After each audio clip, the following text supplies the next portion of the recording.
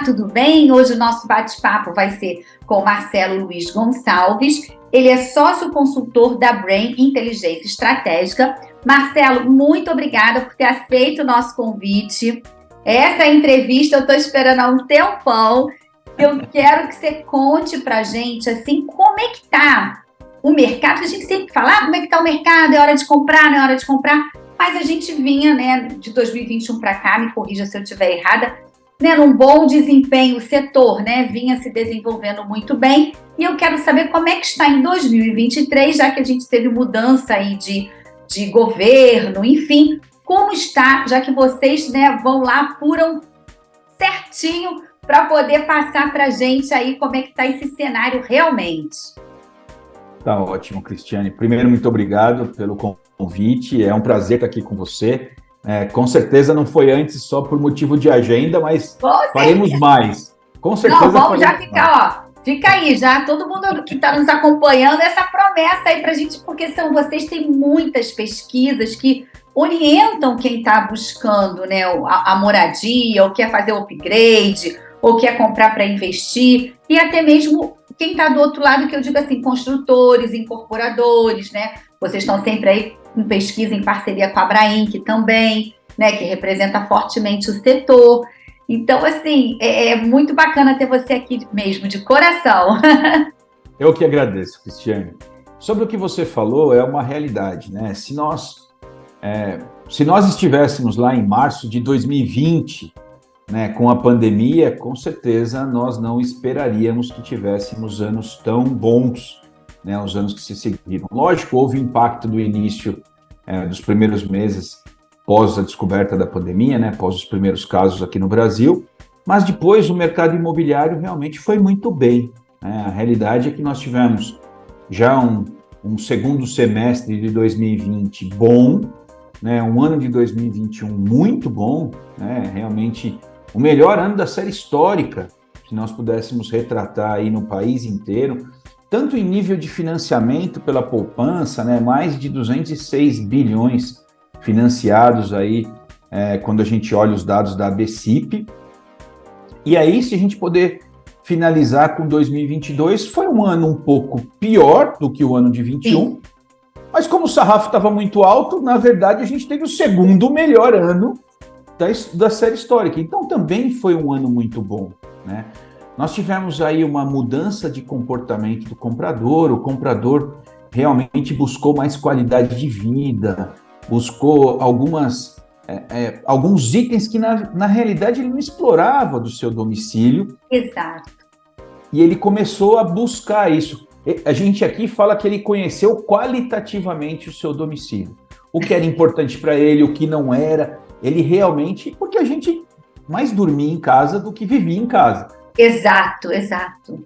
E, de repente, nós ficamos em casa. Essa que foi a verdade. Com toda a família, todo mundo em casa, né? Não podíamos sair para comer, não podíamos ir no shopping, não podíamos fazer diversas coisas. Então, houve sim uma mudança, né? Eu sempre brinco que eu falo que quem não cozinhava começou a virar chefe ou sous-chefe para poder fazer alguma coisa em casa. Então, queria uma cozinha diferente, né? Queria um ambiente diferente, às vezes mais um banheiro, porque com todo mundo em casa ficava mais difícil a distribuição do banheiro, Com certeza. do chuveiro ou da suíte. Então, houve realmente essa mudança e a gente viveu esse momento que foi realmente de muita procura por imóvel. Então, nós tivemos anos muito bons, né?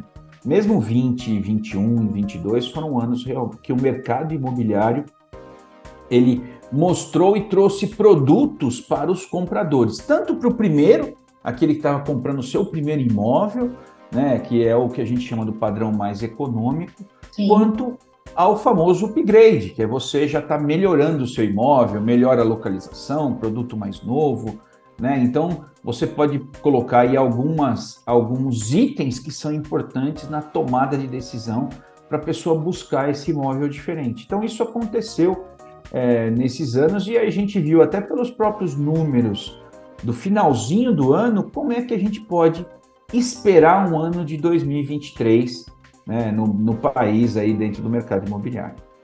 Sim, e aí como é que esse 2023 a gente já está, né, em março, né, o primeiro trimestre a gente já está, né, aí nas retas, né, nos finalmente, e como ele tem se comportado, porque assim, a gente sabe que também me corrija por favor, né, se eu estiver errada, mas na pandemia, o segmento econômico, né, também ele conseguiu assim segurar bastante a economia, né, com a geração de empregos, né, tem todo o programa, né, enfim, Casa Verde e Amarela, agora voltou a ser Minha Vida de novo, mas o que importa é que é um programa, né, habitacional, vamos dizer assim, né, do governo, e aí ele vai continuar, ele sofreu recentemente, né, algumas mudanças, né, é um novo programa.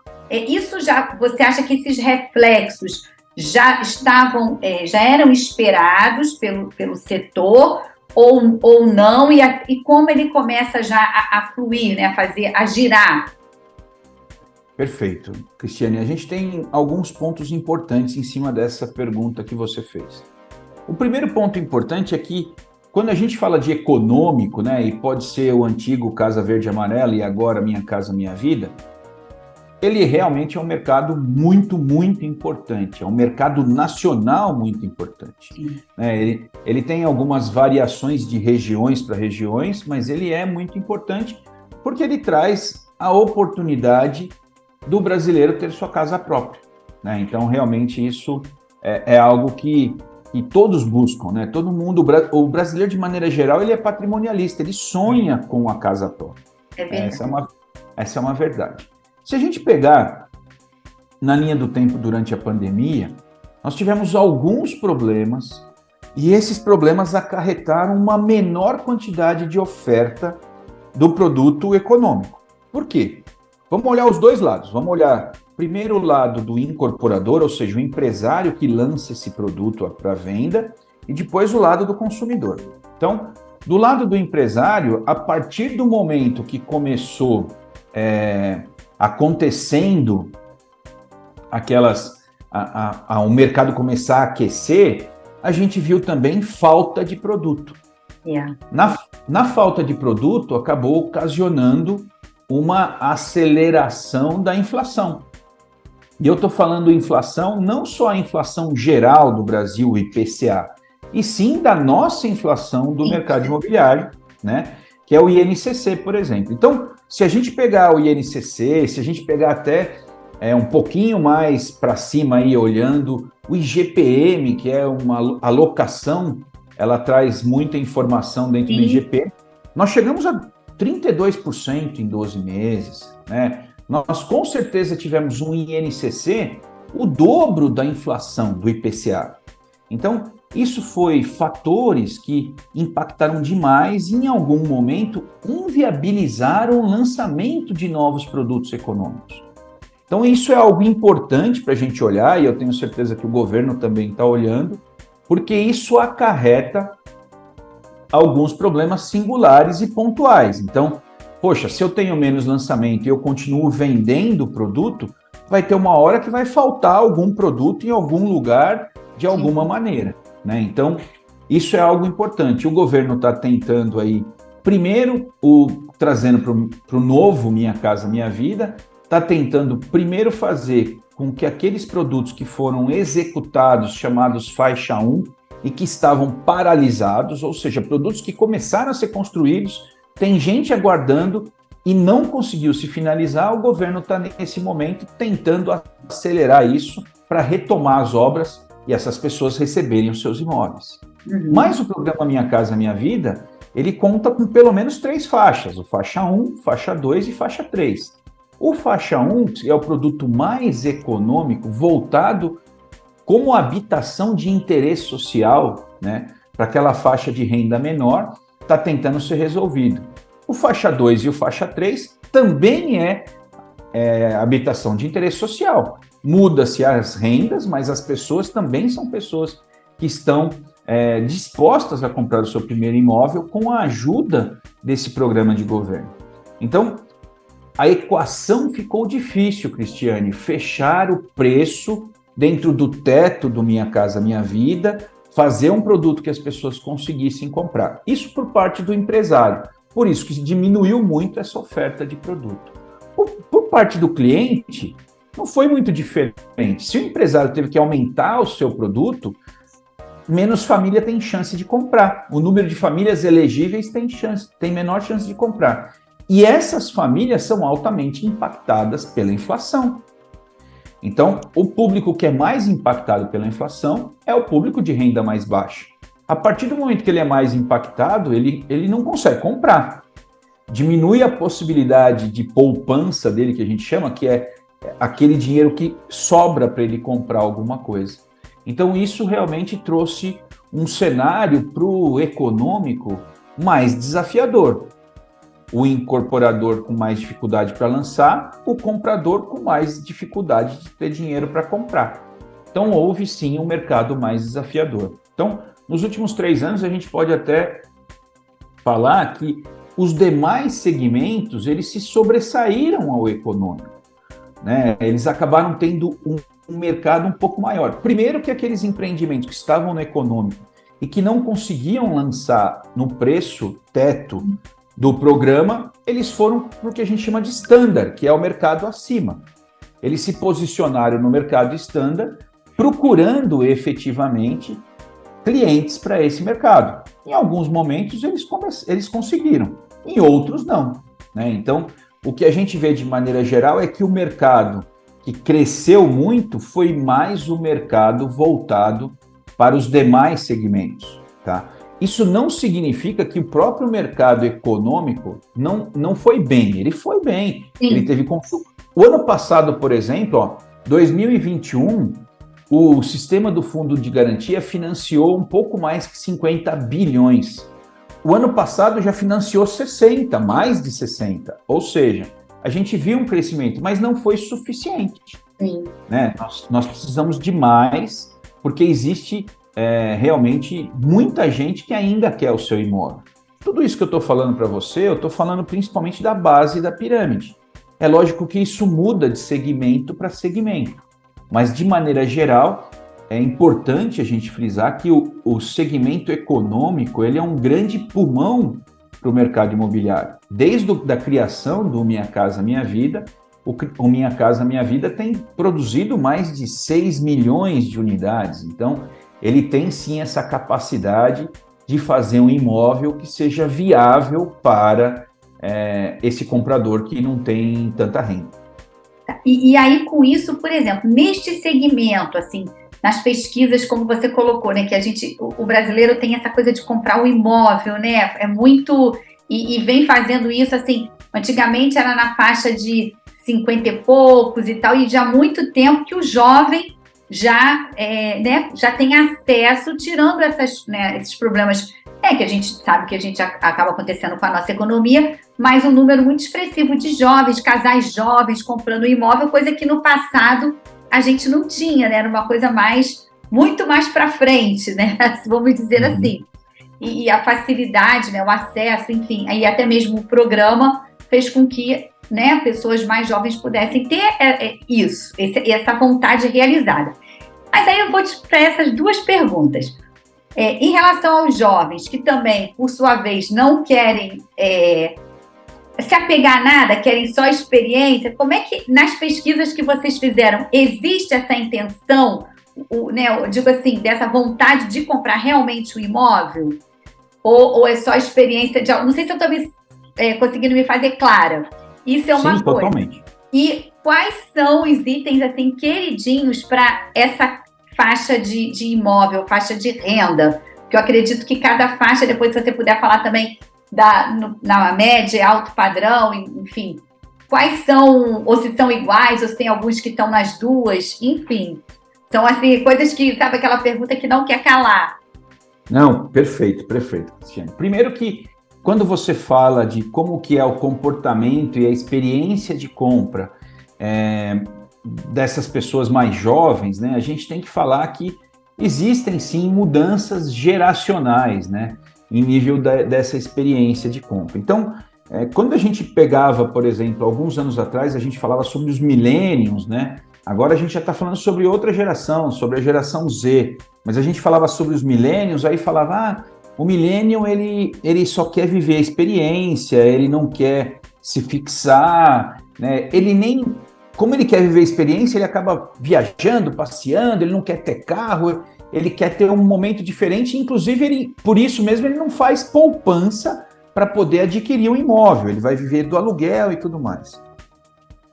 Isso ainda é uma realidade, mas como nós temos hoje uma gama de informação muito grande, nós também temos personas diferentes, né? Os perfis de compra do imóvel, eles são muito diferentes. Então, a gente pega, inclusive, pessoas da geração Millennium, por exemplo, que hoje já compraram o seu imóvel, né? Já tem o seu carro, já tem filho. Por que motivo? Porque a vida, ela vai trazendo novos desafios, né? Então, fazendo uma brincadeira aqui, todo pé descalço quer achar um chinelo velho, né? Aí a pessoa começa a namorar, começa a ficar sério, fala, vou casar. Pô, mas eu vou morar onde? Ah, vou morar só de aluguel? Pode ser. Vai ter gente nesse perfil que vai permanecer no aluguel. Mas vai ter gente também que vai falar, poxa, mas eu vou casar, eu quero ter um imóvel. E aí, se tem a possibilidade de ter um filho, falar, eu quero deixar alguma coisa para o meu filho. Olha isso, né? Segurança, e aí vai comprar um imóvel. Então, você percebe que as fases da vida, elas também vão acompanhando a mudança geracional, né? A gente, de qualquer maneira, nós somos de gerações diferentes, mas somos seres humanos e brasileiros. Então, a gente tem um comportamento repetitivo em alguns pontos. Lógico, com a informação do jeito que é e com a liberdade que nós temos hoje, nós temos muitas tribos, vamos chamar assim.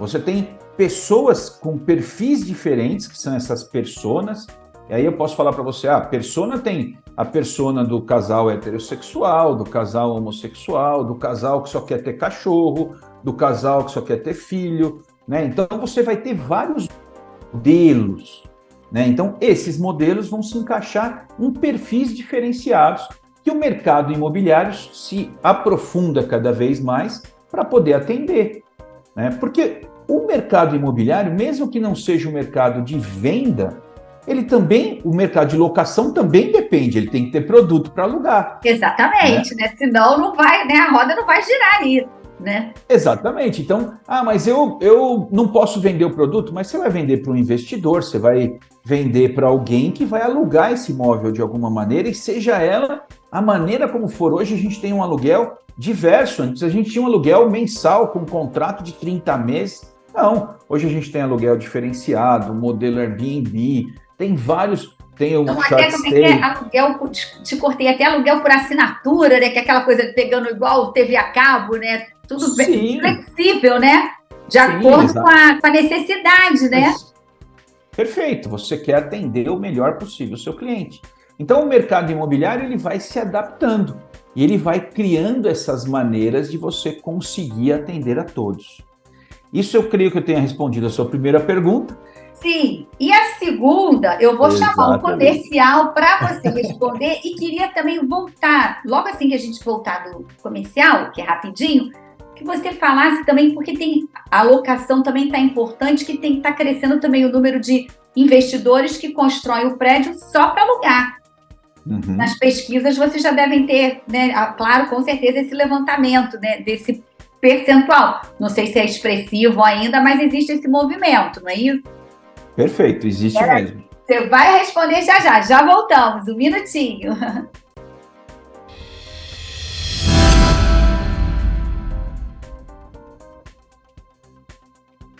Olá, e voltamos com o Marcelo, que vai agora contar para a gente, ou melhor, continuar com a gente aqui falando dessa tendência, não sei se a gente pode chamar de tendência, mas também da parte de locação, que tem alguns investidores investindo em prédios, não para vender, e sim para comercialização, para locação.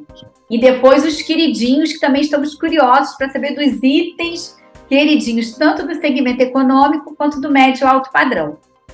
Tá ótimo, Cris. Cristiane, o que acontece, né? Se a gente pegar aí as informações da locação, a locação, ela vem realmente passando por uma alteração. Então, normalmente você tinha prédios mais antigos para locação e agora você tem uma preocupação também com a qualidade do produto e do serviço. Então, o que acontece? A gente, como você muito bem falou, a gente tem de maneira não tão estruturada, mas a gente tem os investidores, aquelas pessoas que durante um período, inclusive durante a pandemia, pelo medo do que podia acontecer, investiram seus recursos em empreendimentos, em apartamentos, casas, e aí fizeram essa preparação desses imóveis para locação, e é isso que aconteceu, e realmente a gente viu acontecer bastante. Fora isso, tem a novidade do que a gente chama de multifamily. O multifamily são empreendimentos, esses empreendimentos são preparados para a locação, ou seja, ele tem uma gama de serviços envolvida na locação. Isso é muito legal, porque atende principalmente também aquelas pessoas que não têm a intenção de compra, que dentro do seu processo elas querem apenas locar, mas elas querem alocar da maneira mais simples, mais fácil, com menos dor de cabeça possível. E aí tem essas empresas, e são empresas que são voltadas em todos os segmentos. Por exemplo, a própria MRV, no segmento econômico, faz isso em nível da Lugo. Sim. E é a empresa dela que faz locação, né? No Rio, a gente viu duas grandes empresas que atuam no Rio de Janeiro, como a Performance e a Patrimar, se unirem para poder fazer empreendimentos de locação nessa modalidade multifamily. Então, isso realmente é interessante e vem chamando a atenção de vários investidores e também de empresas para preparar produtos para esse mercado, né? Vamos imaginar, se a gente imaginar a Zona Sul do Rio. A Zona Sul do Rio tem empreendimentos que às vezes são empreendimentos mais antigos, que têm problemas, vícios, né? E que aí é difícil, a locação é cara porque tem escassez. Então, sim, muitas vezes você conseguir ter alguns produtos diferenciados pode ser bem interessante. Então, eu creio que a locação também ela vai crescer, né, em nível da melhoria de produto para os seus clientes. Tá, e com isso acaba movimentando aí esse mercado também, ou um pouquinho dos milênios, ou aquele também da geração Z. Enfim, acaba todo mundo se beneficiando, porque o mercado ele acaba sendo flexível, né, para justamente estar atendendo aí a todos os tipos de demanda que acabam sendo destacadas nas pesquisas que vocês fazem, né, enfim, brilhantemente para nos nortear, né, para quem está em busca de um imóvel e para quem está lá, o construtor incorporador, como a gente falou no primeiro bloco. É exatamente isso. A Brain, ela quer cada vez mais aproximar o possível comprador do nosso mercado, dos incorporadores, dos desenvolvedores urbanos, para eles saberem o que é importante, né? Então, durante a pandemia, a gente viu, como eu estava comentando com você, a gente viu crescer a necessidade de uma suíte, por exemplo. Poxa, quero ter uma suíte, porque a suíte vai dar um ambiente da casa, vai deixar separado aquele ambiente para aquele casal ou para aquela família naquele momento. Então, isso houve uma necessidade. Mais um banheiro, né, uma cozinha que fosse possível ter mais gente dentro. Às vezes no apartamento, uma sacada, porque eu não podia nem ir lá para baixo do prédio, então eu precisava de sol. E aí ter uma sacada, né? Muita gente optou para voltar para casa, para o horizontal, porque queria um pedaço de grama, um pedaço para poder fazer uma bagunça com os filhos, alguma coisa assim. Então, tudo isso foram pontos muito importantes na tomada de decisão para a compra do seu imóvel, para a mudança do seu imóvel, né? Quando também, a gente... Desculpa, te cortei. Também Imagina. No momento, a pandemia também trouxe assim, várias mudanças, assim, que a gente estava naquela coisa dos apartamentos compactos, principalmente em São Paulo, chegando no Rio, mas ao mesmo tempo precisava de espaço. E acabou que acabou, ou seja, tendo espaço para todo mundo, né? Tem espaço para o compacto, né? Os lofts, estúdios, enfim.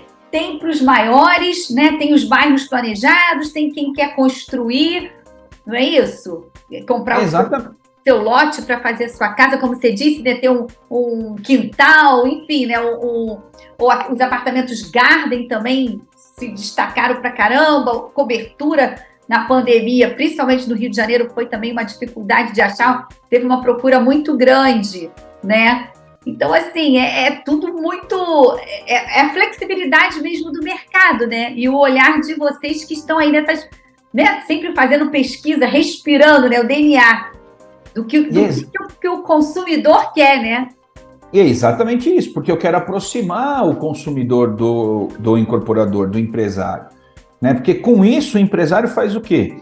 Olha, se isso aqui é o importante para ele, se esses itens são importantes, vamos produzir produtos com essa demanda, né? Então, é isso cada vez mais que a aproximação faz, os produtos estarem alinhados, né? Muitos produtos naquele momento da pandemia tinham sido pensados há anos atrás, que não tinha algumas coisas que já tinham acontecido. Então, essa é a parte importante, efetivamente, de você saber o que é o desejo do seu cliente, e aí é multissegmento, né?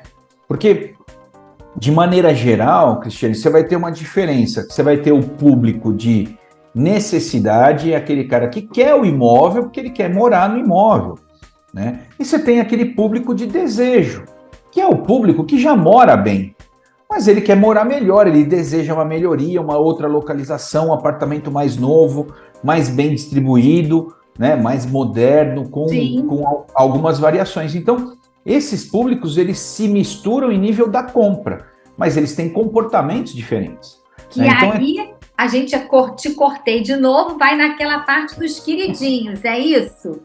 Exatamente isso, que são os itens que fazem as pessoas tomarem a decisão de se mudar, né? Então, poxa, se eu estou num apartamento menor, eu preciso que a área social tenha alguns diferenciais, né? Porque eu quero que os meus filhos tenham a possibilidade de ter uma vida mais junto à natureza, ou que realmente possam se divertir, não ficam o dia inteiro na frente do videogame.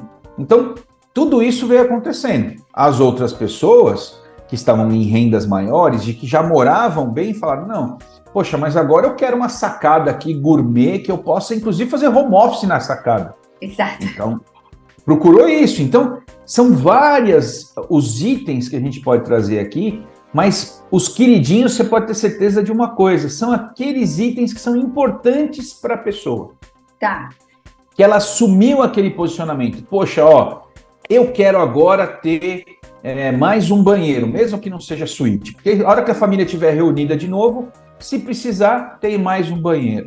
Né? Eu quero uma casa, porque na casa, mesmo que tiver fechado lá o condomínio, na minha casa tem espaço para as pessoas poderem ficar. Então, são todas elas, e aí se criou vários perfis de pessoas, personas, para poder adquirir o imóvel que traz essa tranquilidade para as pessoas, né?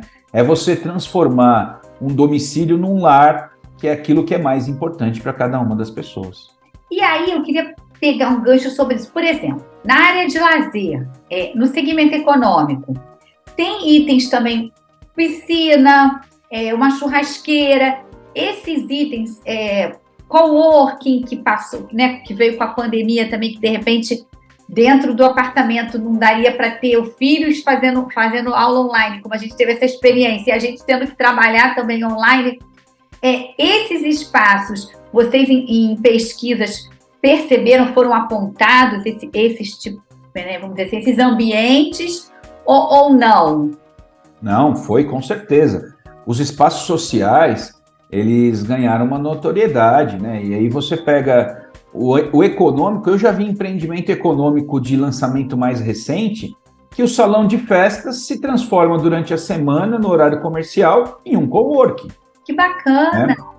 Porque o salão de festas, na verdade, eles são móveis, e são móveis que você pode movimentá-los de maneira que vire um coworking, e durante a semana, no horário comercial, dificilmente ele é utilizado. Ele é utilizado à noite e muito mais no final de semana. Verdade. Então, trazer essas inovações trouxe uma facilidade para a vida das pessoas. Pessoas estão com vidas mais flexíveis, né? Então, não são todos, mas tem um grupo de pessoas que têm empregos mais flexíveis. Por que eu não posso ter uma casa, por exemplo, ou um apartamento melhor, mais afastado, na região dos lagos, ou na região de Teresópolis, Petrópolis, que são lugares maravilhosos no Rio de Janeiro? Sim. E eu posso ter um lugar muito legal lá, mas eu tenho flexibilidade, eu preciso estar no Rio terça, quarta e quinta. E aí eu tenho um imóvel menor lá, né? Mas segunda, sexta, sábado, domingo e segunda, eu estou na minha casa onde eu tenho a maior qualidade de vida. Ou os imóveis que a gente chama de imóveis híbridos, né? Que ele não é nem primeira nem segunda moradia, ele é híbrido entre os dois. Tá, e aí também faz com que o próprio home office fez isso, né? Ele tendo uma boa internet, né? De repente ele vai ter que ir 3 vezes, ou de repente só precisa ir uma, sei lá, na semana. Então ele com uma boa internet e fez, como você falou, escolheu um lar, né? De repente ele conseguiu comprar o que ele queria, que seria uma coisa no futuro, e ele antecipou, que é uma outra pergunta que eu quero te fazer sobre pesquisa de intenção de compra, mas aí ele comprou na região serrana, por exemplo, como você está falando, e conseguiu com qualidade de vida, com sacada, né, com varanda, ou casa, com quintal, né? É isso mesmo. O que a gente percebeu é que as pessoas mantiveram uma intenção de compra aquecida. Lógico, ó, se nós conseguíssemos olhar lá o prisma antes da pandemia, nós tínhamos uma intenção de compra sempre em torno de 40%, um pouco mais baixo, mas em torno de 40%. O brasileiro tem intenção de compra, ele quer mudar o seu imóvel, né? Quando a gente chegou na pandemia, esse número caiu no começo, lógico, houve um susto. Sim, todo mundo. Depois ele subiu de novo. As nossas últimas pesquisas apontam uma intenção de compra próximo de 31%. 31%.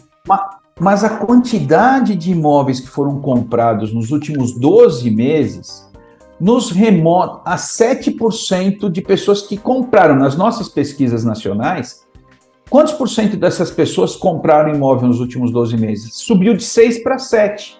Então você percebe uma variação pequena entre a quantidade de imóveis comprados e a intenção de compra, que é exatamente isso que você falou, né? O brasileiro continua com vontade de comprar o seu imóvel. Lógico, pode ser que a compra dele nos próximos 6 meses, 12 meses, esteja um pouco mais lenta, porque ele quer saber em nível de macroeconomia o que vai acontecer com o país, porque é uma compra importante. Sim. Mas ele tá olhando, o desejo se manteve. É isso que é importante a gente olhar, né? A pessoa vai tomando atenção a itens do seu dia a dia em nível macroeconômico, mas o desejo dela não diminuiu. Ela ainda quer comprar o seu imóvel, ela ainda busca essa aquisição. Então, a gente vê um mercado bem equilibrado nesse ponto, Cristiane. Tá, e aí essa intenção de compra que vocês, né, hoje está em torno de 31%, né, nas pesquisas, a maioria busca por financiamento, porque é uma dívida também, assim, de longo, vou falar pelo segmento econômico, né, que tem, né, o próprio programa, né, que tem subsídio, né, tem a taxa de juros até mais acessível, né, por isso é um programa, né, enfim, né, para justamente estimular, né, a compra do imóvel. Geralmente a maioria financia, né, praticamente, acho que todo mundo, né, quase todo mundo. E, né, nas pesquisas que vocês fazem, também é apontado isso, que a maioria vai precisar de financiamento? Sim, o nosso mercado imobiliário ele é altamente dependente do financiamento, né, de todas as maneiras. Mesmo o alto padrão, às vezes a pessoa não quer se mudar simplesmente. Não, e não se descapitalizar, estou falando de gente que tem muito recurso mesmo. Tá. Acaba utilizando o meio financiamento, porque a nossa taxa de juros subiu e está em 13,75. Nós estávamos em 2, foi para 13,75. Mas se pegarmos os juros ao mutuário, aquela pessoa que contrata, nós saímos de 6,3 para 9, 9,5, 10. Alguns bancos financiam a menos de 9. Então, no Brasil, que nós temos de taxa de juros do cartão de crédito ao ano 428%, o nosso financiamento ainda é um financiamento barato. Né? Ele ainda é um financiamento, ele é mais barato do que os outros, então ele traz essa possibilidade da pessoa financiar. Então, os recursos que as pessoas captam para esses financiamentos, eles ainda são muito fortes. A gente não viu isso arrefecer tanto no ano de 2022, e a gente tem uma expectativa que isso ainda caiba no bolso das pessoas em 2023. Então, a expectativa é que a gente tem um ano bom ainda esse daqui. Tá, pegando essa intenção de 31% que querem realizar o sonho. Quando fala da compra do imóvel, aí voltando, fala-se de tudo, né? Do primeiro, do upgrade, do investidor.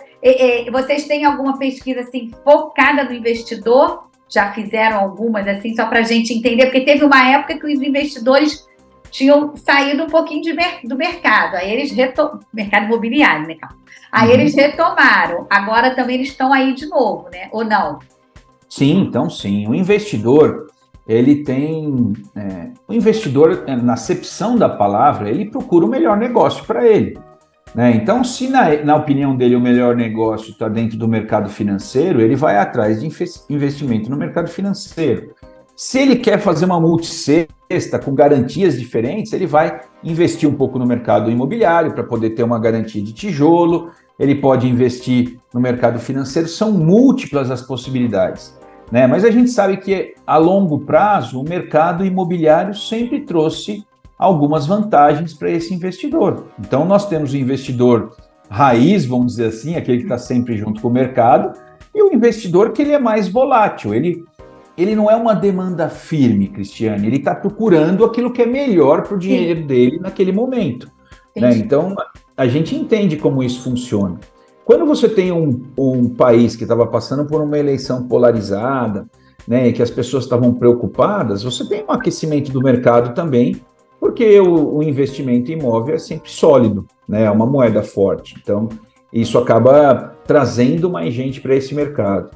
Eu acredito que o mercado em 2023 ele vai ter um comportamento muito parecido com 2022. A gente precisaria só que realmente tivesse uma diminuição da taxa de juros, porque o nosso mercado é tão dependente que toda vez que abaixa a taxa de juros, a gente melhora o mercado voa mais alto. Então, essa é uma realidade. Olha, muito obrigada. A gente chegou ao finalzinho do nosso programa. Espero que você possa voltar mais vezes. Assim, te agradecemos muito por esse momento aqui que a gente passou com você. Foi enriquecedor, viu? E fica aberto aqui o canal. Eu que te agradeço, Cristiane. Foi muito legal o bate-papo. Vamos falar sobre outros assuntos. A gente vai ter outras oportunidades, com certeza. Tá, e quando você estiver no Rio, a gente faz a entrevista no Rio, com você aqui. Tá feito, tá combinado. Tá feito, eu me comprometo com você. Olha, muito obrigada, ficamos por aqui e até a próxima. Tchau, tchau!